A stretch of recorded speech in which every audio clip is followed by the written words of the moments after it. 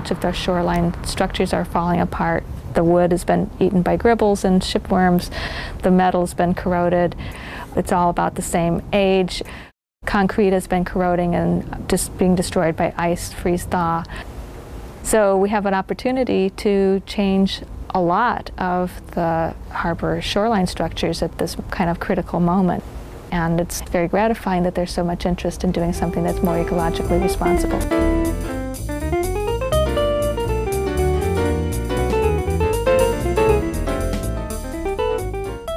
The workshop that we held early on in this process developed a number of ideas which made their way through the design process to the final result. We broke into 3 or 4 groups. What kinds of things can you do there? Can you sort of like walk around in leisure, or can you actively engage with the river or with other people around you? Yeah, we're just answering. We're just answering this question. What would you like the Harlem River edge to look like? Trees, different colors.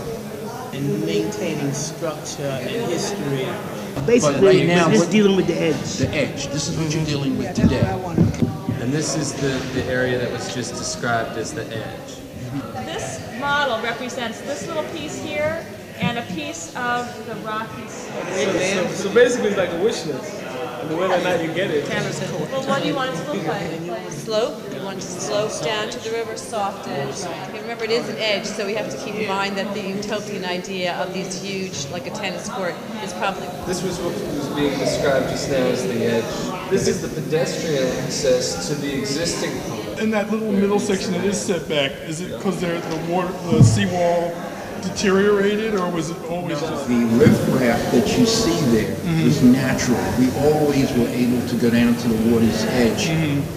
This is the highway behind it, and this is the park space, and this is the seawall that you see here.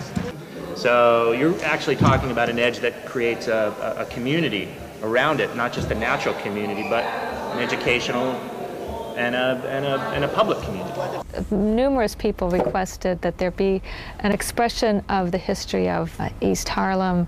So in the process of developing the designs, we had discussion about whether that could be artwork or something else. Public art is essentially art that's designed to engage with the public. When people see public art, they engage with it. They see it as something that has a vitality that communicates with them and who they are as a community. But we're looking at ways that something can be placed in that space that commemorates maybe the community in some way, essentially an aspect of the community that people can feel that the space belongs to them. One key idea was that there would be some sort of terracing and steps down to the water. And then the stairs that you're talking about would continue down there. How people got back and forth to the water. We had in mind that there would be some portions of the water's edge which would have these terraces or steps that you could walk down to a shallow water environment. Here we go. The southern half has this cove, and the cove right now is a revetment cove, revetment meaning a boulder edge, a slope boulder edge, and what we would be doing is putting a little terrace area within the revetment so that it would be like steps down that you could sit on and walk down. And there would even be steps that you could use to launch a kayak or a canoe. So we have a number of setbacks for the tide pools, one right here, one right here, and then these other little setbacks here, here, and here, where the gabions actually step back and then we can plant salt marsh grasses within the crevices of the rocks and the gabions. And so that creates even another type of ecosystem, which is a salt marsh. This is the cove with the boulder revetment. And within the revetment, there would be cut block steps so that people could walk down or sit down on the steps. It's small in width, and the shoreline portion of it is small in part because the overall park needs to accommodate a bicycle path, which is 12 feet, and it connects to a bicycle path to the south and then to the north. not only is the traditional shoreline straight edge broken up with these sort of inlets, but there's actually a change in the shoreline elevation so that they function like a tide pool, so that people can get close to the water. It's the real water, it's really the river water, but it's in very shallow environments, and you can't possibly be getting swept away from it. When you have tide pools, you can come along and see the animals and the fish which are trapped at low tide here, but then when the tide comes back up, they're washed back or re-submerged. So there might be a possibility that we could build in a way to get people close to the water without being dangerous by thinking of tide pools. Light is a major controlling factor in the biology of what lives in the water. Plants, of course, need light, and so the algae in the light-rich zone, the upper part of the water body, where the light can penetrate, green plants can grow, and things that eat green plants will be there as well. And so as we started to look at more images, Ricardo developed that into the design of a space which is lined with, which has porous gabions underneath, but is lined with an impervious stone dish, essentially, in the place where you want to hold the water. And this is kind of the first of its kind, adding a different experience to our urban waterfronts. Just to show that the tide pool is made of a lot of these rocks put together. And what actually holds the water in place in the tide pool is an underlayer of clay. There will be a clay lining that'll keep the water in the tide pool, so that when the tide goes out and there's water left, like 2 or 3 inches, it will stay there, it won't percolate. And that will keep it as a habitat for certain types of shallow water critters.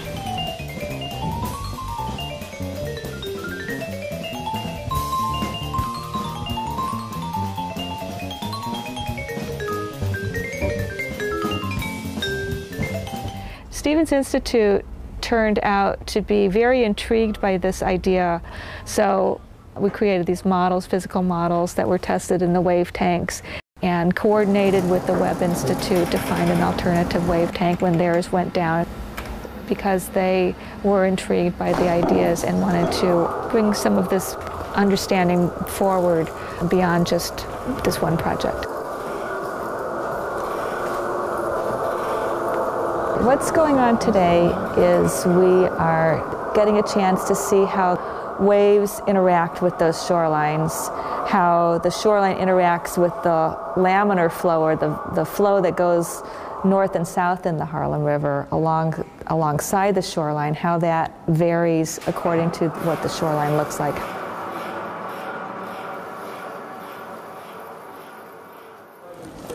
Yeah, that's okay, I guess. Okay. Yeah.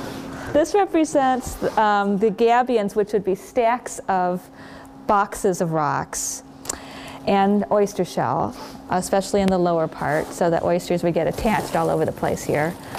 And this is the tidal pool, which is impervious and which would hold water at low tide.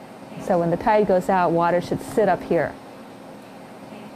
And it's cove-like, so that the water moving by at high tide gets into this system instead of shooting by on the vertical. One of the things that I've been attempting to do with some of the alternative shorelines is figure out a way to get the water to slow down so that sediment can fall out of the water. Instead of roaring along and scouring, we'd actually be building mud banks and shoreline habitat. So one of the other things we'll be looking at is what happens in terms of eddying and turbulence along the different shorelines. So we do this with dye dripping into the water and watching how the shoreline reacts as water moves along it by observing the dye and picking it up on a computer program. This is an example of the velocity test showing dye in the water. As this is being pulled through the river, we can see that the dye is pooling, collecting and pooling and slowing down in the this cove or tide pool area.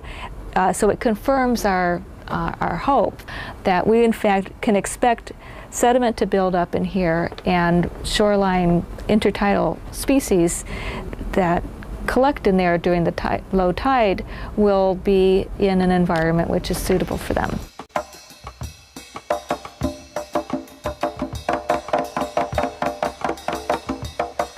It's a marine grade plastic. It's flexible, but it doesn't degrade in salt water, and it doesn't degrade in sunshine. In this case, we're going to be using a combination of rocks with shell in order to attract shellfish to attach there and create a living crust of filtering shellfish. We actually combined a couple of systems. We're going to be using the plastic throughout, and then right in the front, we're going to combine it with a stainless steel mesh as well. So we'll have two meshes in the front. And then we'll have about 14 inches back inside the gabion, not exposed to people, another plastic baffle. And at the top, I'm expecting that the plants, I hope that the plants will take off and thrive and fill in and make a living green surface over the gabion so that you really won't even see them very much. When we went out to look at the shore in the field, he identified a number of critters, including some crabs and fish and so on, that were an indicator of the type of ecosystem that is thriving there. In a location like this, near the shore, tides do play an important role, and they influence our access to the shore and what you can see there. So that provides a region called the intertidal. That's the region between where the high tide is, where the water is at the high end to the low end. When the tide goes out, it allows access to that. There's a way that these gabions will kind of be self-reinforcing by attracting plants to grow in them, and the roots will hold the soil, and the shellfish themselves as well will also reinforce it. I think we would have preferred not to have a barrier, at least in the cove area where there was where the revetment kind of stepped down. But where there's a drop-off and where the bikeway comes pretty close to it, I think it's probably a necessity. I think safety is a big issue, and I think that that's something you can build in different ways. If you have stairs going down, there's nothing that says there can't be a gate. You know, some kind of gate, so that if an adult wants to go through with their child, you can make that choice. But see, then you can make it a more natural, instead of just a fence. Right. Like maybe different boulder style, and then have like the plants you want to incorporate, maybe different style that's like a little bit more appealing out of the water. Right. Oh, and absolutely. then it's a natural barrier. People don't feel like they can't go in, but it's not like a certain amount of feet high, so this way people don't fall over and yeah, absolutely. But I do think you need some kind of thing, and even if it's a gate, you can have plants growing on it, so it doesn't look like a fence. Right. You can make something really beautiful.